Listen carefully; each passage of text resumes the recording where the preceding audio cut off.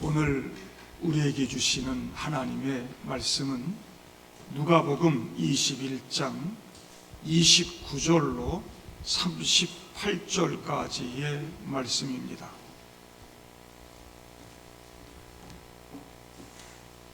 누가복음 21장 29절부터 38절까지의 말씀입니다. 이에 비유로 이르시되 무화과 나무와 모든 나무를 보라. 싹이 나면 너희가 보고 여름이 가까운 줄을 자연히 아나니, 이와 같이 너희가 이런 일이 일어나는 것을 보거든 하나님의 나라가 가까이 온 줄을 알라. 내가 진실로 너희에게 말하노니 이 세대가 지나가기 전에 모든 일이 다 이루어지리라. 천지는 없어지겠으나 내 말은 없어지지 아니하리라. 너희는 스스로 조심하라. 그렇지 않으면 방탕함과 술 취함과 생활의 염려로 마음이 둔하여지고 뜻밖의 그날이 덫과 같이 너희에게 임하리라. 이 날은 온 지구상에 거하는 모든 사람에게 임하리라. 이러므로 너희는 장차 올 이 모든 일을 능히 피하고 인자 앞에 서도록 항상 기도하며 깨어 있으라 하시니라. 예수께서 낮에는 성전에서 가르치시고 밤에는 나가 감람원이라 하는 산에서 쉬시니 모든 백성이 그 말씀을 들으려고 이른 아침에 성전에 나아가더라. 아멘. 일본의 만화 작가 다츠키 료라고 하는 사람이 1999년에 내가 본 미래라는 만화책을 이렇게 냈습니다. 근데 그 내가 본 미래라고 하는 만화책에 2011년 3월에 일본의 대지진이 발생해서 큰 어려움을 겪을 것이라고 하는 내용이 담겨 있었습니다. 일종의 예지몽, 자기가 꿈꾼 거를 거기에 담아서 그렇게 예언처럼 만화책을 만들었어요. 근데 이 예언이 실제로 2011년 3월 11일 우리가 부르는 동일본 대지진이란 사건으로 실제로 일어나게 되죠. 원전이 막 터진 거 여러분 보셨잖아요. 엄청난 쓰나미가 몰려와 가지고 많은 일본 사람이 죽었습니다. 이 사람이 만화책에 얘기한 그대로 돼가지고 얼마나 큰 화제를 일으켰는지 모릅니다. 그런데 이 다츠키 료가 또다시 예언을 했습니다.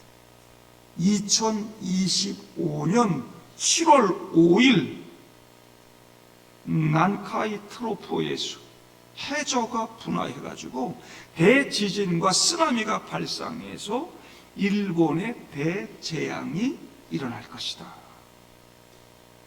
여러분, 난카이 트로프는 일본 동남쪽 해저에 위치한 거대한 단층대입니다.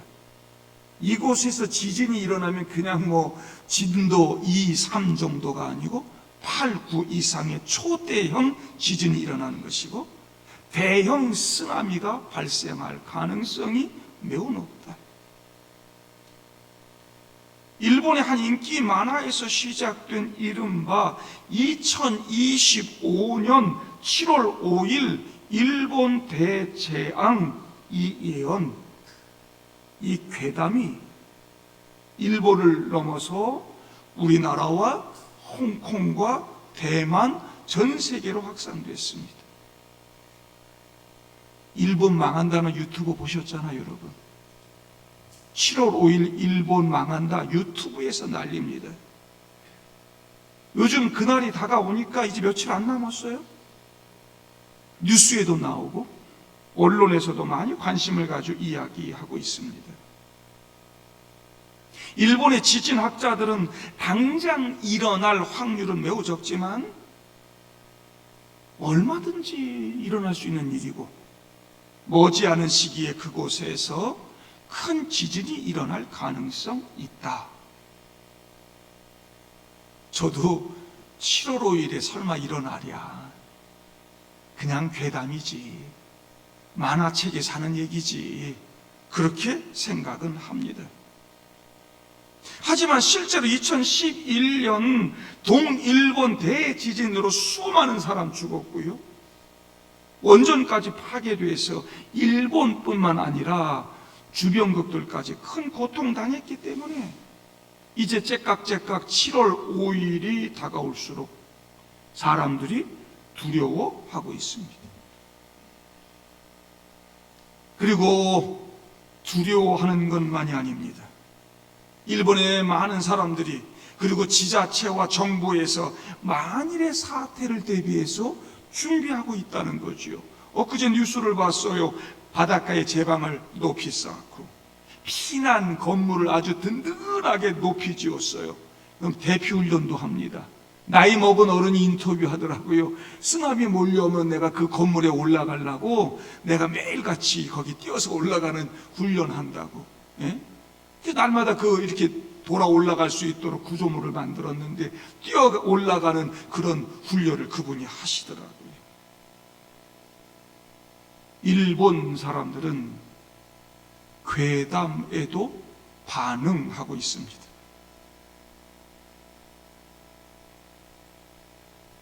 지난주부터 봤던 누가복음 21장은 소위 종말장이라고 불리는 예수님 말씀입니다. 예루살렘 멸망을 빗대어 마지막 그 종말을 말씀하시면서 예수님 여러 가지 징조들도 얘기해 주셨습니다. 많은 거짓 선지자들과 이단들, 그리고 전쟁과 기근, 자연재해의 징조들이 있을 것이지만 미혹을 받아 흔들리거나 두려워하지 말아야 한다. 그리고 마지막 때가 되면 반대하는 자들에게 너희들이 박해를 받을 것이다. 미움을 당하고 심지어 죽임을 당하기까지 할 것이다. 그러나 너무 걱정하지 말아라. 성령 하나님께서 너희들과 함께 해주실 것이다. 비록 고통을 당하고 어려움을 겪을 것이지만 끝까지 인내하게 될 때 영혼을 얻을 것이다. 영원한 생명을 얻게 될 것이다. 말씀 주셨습니다. 그래서 우리 육신은 죽일 수 있으나 영혼은 건들 수 없는 세상 사람들 두려워하지 말자고, 세상에 흔들리는 그런 삶 살지 말자고 제가 말씀드렸습니다. 지금은 비록 총칼로 우리를 죽이고 위협하는 그런 적색 박해의 시대는 지나갔다. 우리에게 지금 그런 박해는 없다. 하지만 백색 박해가 있다 말씀드렸죠. 세상의 쾌락, 즐거움, 타락한 문화, 이런 것들이 우리가 믿음으로 살려고 하면 여러 가지 고통으로 다가오기도 하고, 여러 가지 시험과 유혹으로 다가오기도 하고, 바르게 믿음으로 산다는 것이 고통스러울 때가 있을 것이다. 그런 것이 백색 박해다. 때문에 이런 물질과 권세가 지배하는 이런 시대, 그리스도인으로 바르게 살자. 물질과 권력에 비굴해지지 말고 아무것도 아닌 돈 몇 푼에 내 영혼 팔아먹지 말자고 지난주 제가 말씀을 드렸습니다. 우리는 주님 다시 오셔서 심판하시는 날을 두려움으로 기다릴 줄 알아야 됩니다. 예루살렘 성전은 그 본질을 상실하고 종교인들의 탐욕을 채우는 소굴이 되어서 과부의 그 마지막 남은 생활비까지 삼키다가 멸망당하고 무너졌습니다. 지금 우리 교회도 아무리 교회 돈 많이 들어서 막 화려하게 짓고 의리의리하게 지어도 하나님 사랑, 이웃 사랑의 본질을 잃어버리고 소외되고 가난한 그 한 사람이 무시되는 교회가 되면 결국에는 무너질 것입니다. 아무리 아름다운 교회 만들고 뭐 종교 시스템 구축하고 뭐 프로그램 만들고 다 해도 본질 잃어버린 교회, 본질 잃어버린 기독교 무너집니다. 오늘 제가 본문을 좀 건너뛰었습니다. 지난주 말씀과 오늘 본문 사이에 20절과 28절 말씀이 있는데, 그 가운데 우리 예수님께서는 그렇게 예루살렘이 마지막 멸망당할 때 그 날이 얼마나 무섭고 두려운지 언급하고 계십니다. 엄청난 환란이 몰려올 것이다. 엄청난 고통이 있을 것이다. 그들의 그 거룩한 신전이 하나님 없는 이방 사람들에게 유린당하고 수많은 사람들이 죽고 살아남은 사람들조차도 세상 여기저기로 뿔벌이 흩어지게 될 것이다. 그렇게 2000년 보내는 거죠. 하나님의 선민이라고 하는 축복이 자만과 방심이 되어버리고 말씀에 순종하지 않고 선지자들 핍박하고 자기들의 구주 메시아로 오신 예수까지 거부하고 십자가에 매달아 죽였던 그들, 하나님의 진노와 징벌 받았습니다. AD 70년에 로마의 디도 장군에 의해서 처절하게 무너졌다 말씀드렸습니다. 문제는 그들이 끝내 회개하지 않았다는 것입니다. 예수님은 마지막 때 징조가 있을 것이라고 쭉 말씀해 주셨습니다. 왜 징조를 주십니까? 그 징조를 보고 회개하라는 것 아닙니까? 징조를 보고 돌이키라는 것 아닙니까? 징조를 보고 돌이키라는 것 아닙니까? 여러분, 예고 없는 심판 없습니다. 이유 없는 심판도 없습니다. 하지만 용서 없는 심판도 없습니다. 우리 하나님은 기회를 주시고 기다리십니다. 우리 하나님은 은혜의 하나님, 자비를 베푸시는 그런 사랑의 하나님 아니십니까? 수많은 징조들 왜 주시는가? 회개하라고 하는 하나님 사인인 것이지요.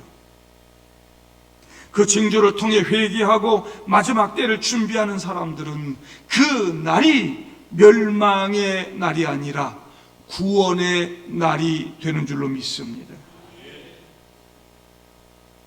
근데 우리는 예수님의 이 말씀들을 일본 만화가의 예언만큼도 귀담아 듣지 않는다는 것입니다. 두려워하지 않습니다. 일본 사람들처럼 혹시 모를 재앙에 대비하고 준비하지도 않습니다. 하나님 말씀이 별로 두렵지 않은 것이죠. 여러분 아십니까? 성경의 예언이 역사가 되었다는 사실. 하나님 말씀대로 다 이루어졌습니다. 어쩌다 한번 맞아떨어진 일본 만화가의 얘기와는 차원이 다른 것입니다.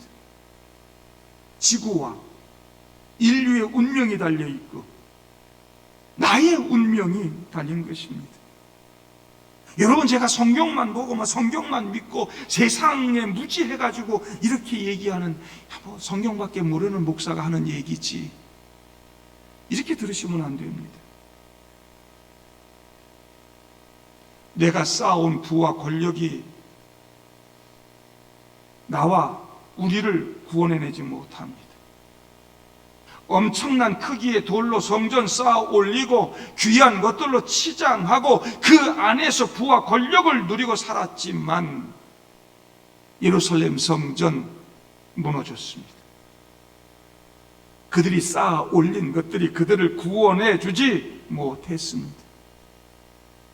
너희가 사는 길은 그 죄와 탐욕의 소굴에서 빠져나오는 것이고 도망치는 것이라고 예수님 말씀하죠. 돌이키라는 것이고 회개하라는 것입니다. 하나님께로 돌이키는 결단만이 심판을 피하는 길이라고 주님 말씀합니다. 징조가 보이면 마지막 종말의 때가 다가온 것이고, 그때 우리 주님께서 영광 가운데 다시 오실 것이라고 말씀합니다. 저는 그날이 우리 구원의 날이 되기를 바랍니다.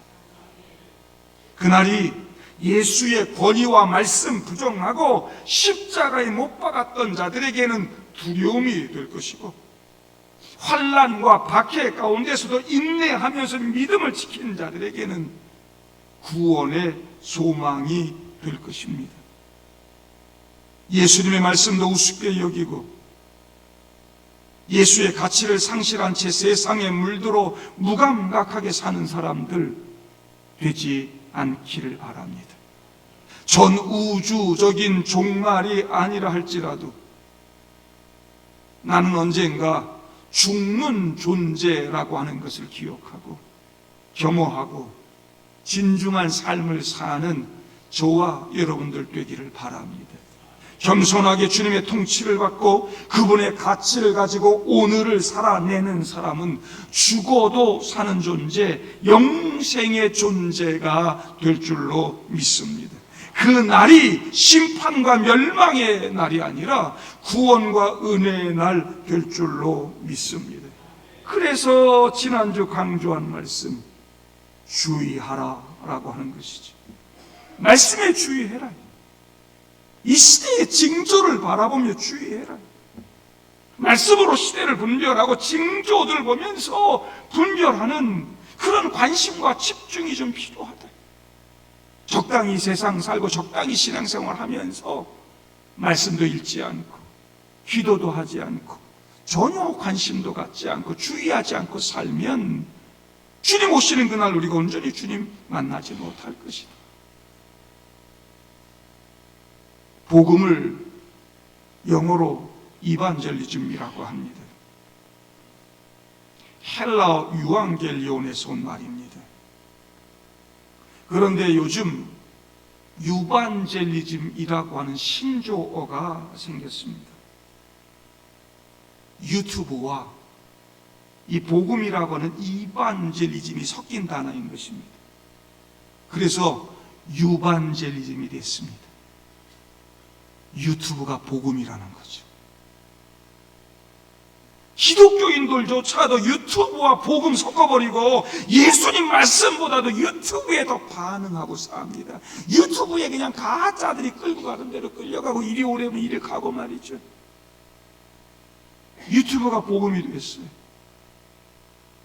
유튜브가 진리고 거기에 내게 필요한 모든 게 다 있고 사탄의 미혹에 흔들리지 말아야 되는 것입니다.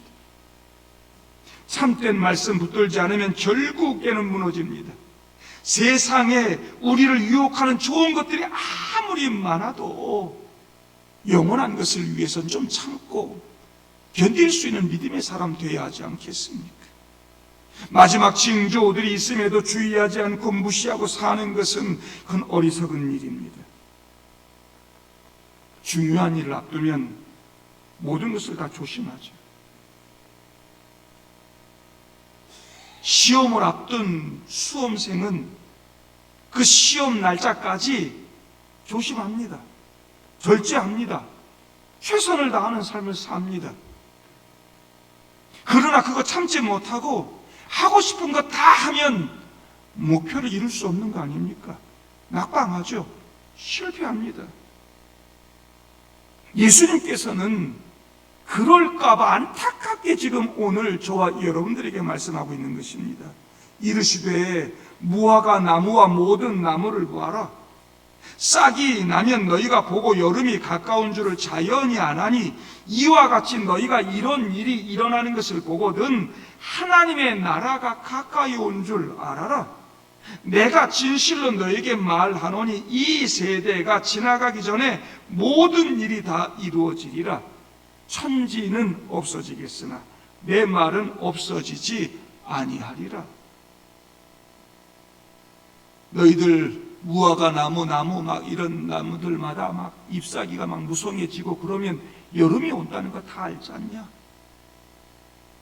너희들 자연의 변화 다 알고 사계절의 변화도 다 알고 천지의 기상은 다 분별할지도 알고 얘야 빨래 걷어라 비 오는 것도 알고 막 그러고 살면서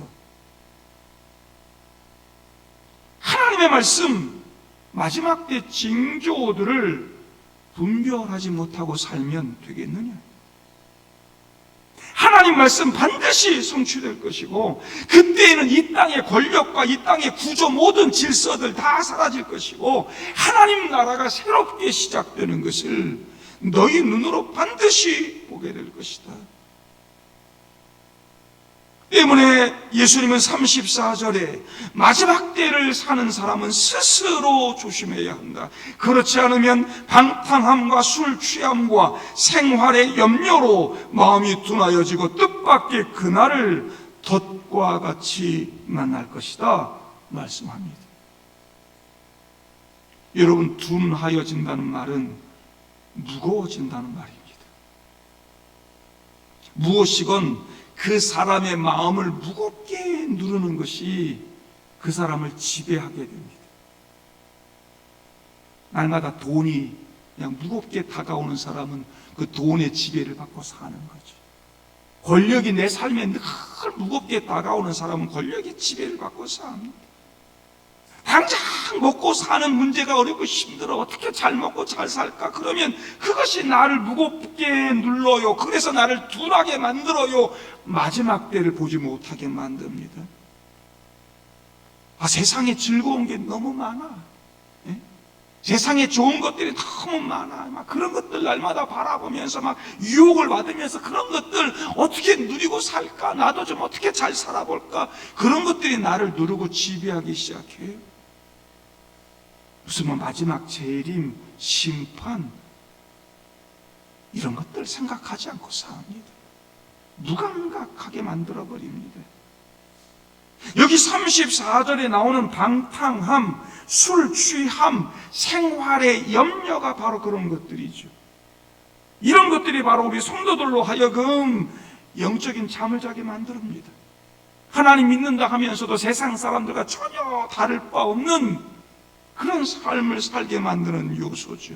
그렇게 살다 보면 덫과 같이 그날을 만난다고 주님 말씀하고 있습니다. 이 방탕함, 술 취함, 생활의 염려 다 연관이 있습니다. 방탕함이란 술 취함의 원인이고 결과이기도 합니다. 사람이 술 취하면 술의 지배를 받습니다. 생활의 염려도 사람을 방탕하게 만들죠. 사람이 술에 취하듯이 언제나 무엇 입고 무엇 먹을 거 어떻게 잘 살까 막 다 그거 걱정하고 살면요 그런 것들에 푹 빠져가지고 취해가지고요 방탕한 삶을 살게 됩니다. 복음을 들어도 깨닫지 못합니다. 설교를 들어도 은혜를 받지 못합니다. 성도의 정체성을 잃어버리고 불신자와 똑같은 삶을 살게 됩니다.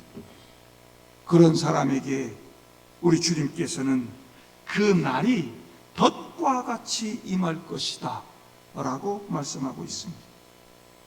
덫은 언제 어디서 어떻게 만날지 모릅니다. 예수님은 그 날과 그 시를 아무도 알지 못한다고 말씀하셨습니다. 내일 주님이 오신다고 하는 믿음으로 오늘을 사는 그리스도인이 되어야 하는 것이죠. 두려워하지도 않고 살다가 무감각하게 살다가 준비도 없이 살다가 갑자기 덫을 만나면 우리는 얼마나 큰 고통과 어려움 당하게 되겠습니까? 35절에 분명히 말하잖아요. 이 날은 온 지구상에 거하는 모든 사람에게 임하리라. 반드시 임한다는 것입니다. 누구에게나 온다는 것입니다. 그 날 주님 재림, 최후의 심판 반드시 있을 것입니다.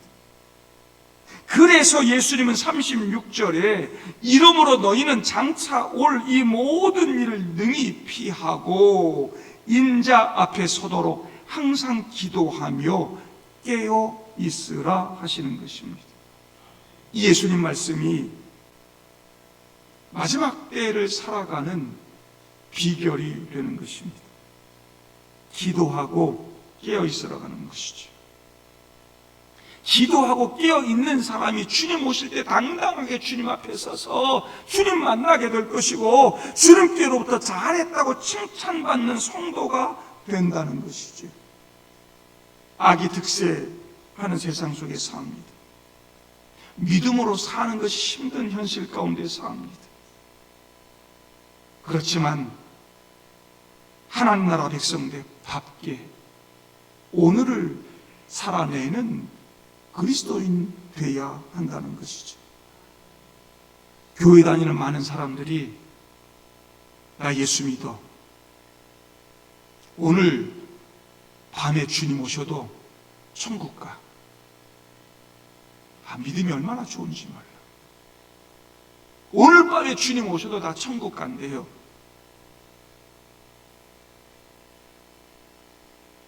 그런 믿음을 가지고 내일을 살지 못합니다. 기도하고 깨어있지 못합니다.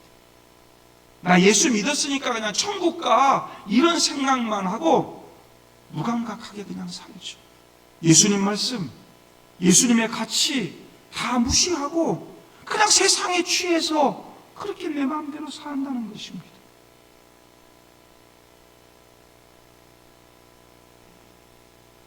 정말 주님 다시 오실 것이라고 하는 두려움 가운데 사는 사람은 깨어 기도하는 사람입니다. 내일을 어떻게 살까 준비하는 사람입니다.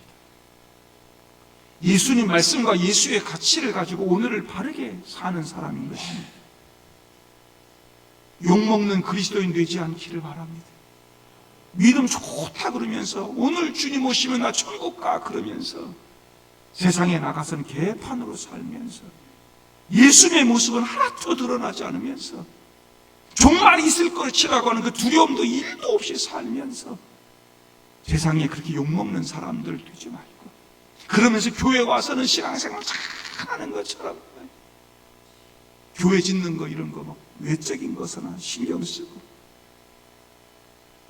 이런 신앙을 벗어버릴 수 있기를 바랍니다. 그러기 위해서는 말씀에 주의하셔야 됩니다. 예수님 뭐라고 말씀하시는가? 그리고 오늘을 예수의 가치, 예수의 말씀으로 살아내기 위해선 기도해야 되는 것입니다. 반드시 기도하는 삶 사실 수 있기를 바랍니다. 영적으로 잠자는 성도들 되지 마세요. 영적으로 잠자면 반드시 실패합니다. 반드시 무너집니다. 죽습니다. 기도해야 삽니다. 기도 불패. 이 어두운 시대에 기도가 답입니다. 첫째도 기도, 둘째도 기도입니다. 여러분이 어두운 시대, 이 암울한 시대, 어려운 시대에 기도하지 않고 어떻게 산단 말입니까? 기도해야 영적으로 끼어있고 성령의 능력을 덧입고 시대를 이겨내는 것인데, 기도도 하지 않고 내 마음대로 살면서 어찌 이 세상을 이길 수 있단 말입니까? 여러분, 우리는 저울의 양쪽 접시에 성령님과 세상 염려, 세상 쾌락, 세상 유혹 이런 것들을 올려놓고 사는 삶을 살아갑니다. 깨어 기도하는 사람은 성령 쪽이 무거워집니다. 그래서 성령으로 충만해집니다. 성령의 지배를 받습니다. 성령의 인도를 받습니다. 이 암울함 가운데서도 빛 가운데로 나아가고 성도로서의 바른 삶을 살아갑니다. 반대로 기도하지 않으면 세상 염려 쪽으로 기울어집니다. 육신의 즐거움 쪽으로 기울어집니다. 세상 걱정 근심이 나를 무겁게 짓누릅니다.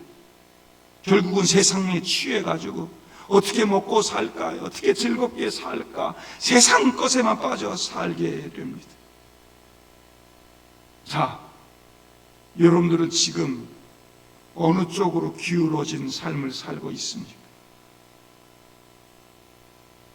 여러분들의 저울은 지금 어느 쪽이 더 무겁게 내려가 있습니까? 어느 쪽으로 기울어지기를 원하십니까? 깨어 기도하지 않으면 방탕함과 술 취함과 생활의 염려로 마음이 둔하여지고 마음이 무거워질 것입니다. 말씀 잃어버릴 것입니다. 말씀에 집중하지 않을 것입니다. 징조가 보여줘도 그 징조를 분별하지 못할 것입니다. 계속 그렇게 살 것입니다. 그러다가 그날 덫을 만날 것이라고 주님 말씀합니다. 그러나 깨어있는 사람은 방탕함 대신에 성령의 다스림 받게 됩니다. 말씀 충만합니다. 말씀을 깨닫게 됩니다. 별거 아닌 징조가 내 앞에 있어도 그 징조를 통해서 돌이키게 됩니다. 회개하게 됩니다. 바르게 살게 됩니다. 말씀대로 살아야지 다짐하게 되는 것입니다. 우리 동방교회 성도들은 그렇게 성령 충만, 말씀 충만한 성도들 되기를 바랍니다. 그래서 이 시대를 이겨내는 믿음의 사람들 될 수 있기를 바랍니다. 깨어 기도하는 사람들은 술 취함 대신에 성령 충만해질 것입니다. 깨어 기도하는 사람들은 생활의 염려 대신에 말씀 가까이 하게 될 것입니다. 깨어 기도하는 사람들은 세상에 벌어지는 그런 징조들을 통해 주시는 성령의 음성에 민감하게 반응하고 살 것입니다. 깨어 기도하는 사람들은 세상의 가짜들의 미혹에 흔들리지 않고 구별된 삶을 살 것입니다. 그래서 그날 주님 다시 오시는 날 영광스러운 구원 맛보게 될 줄로 믿습니다.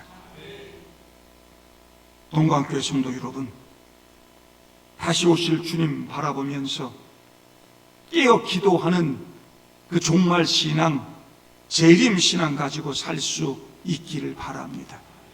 초대교회 그 박해를 겪으면서 그 성도들이 이겨낼 수 있었던 비결은 아멘 주 예수여 어서 오시옵소서 하는 그런 고백과 그런 소망 때문이었습니다. 종말 신앙이, 재림 신앙이 그 모든 어려움과 박해를 이겨내는 힘이 됐습니다. 저는 지금도 마찬가지라고 생각합니다.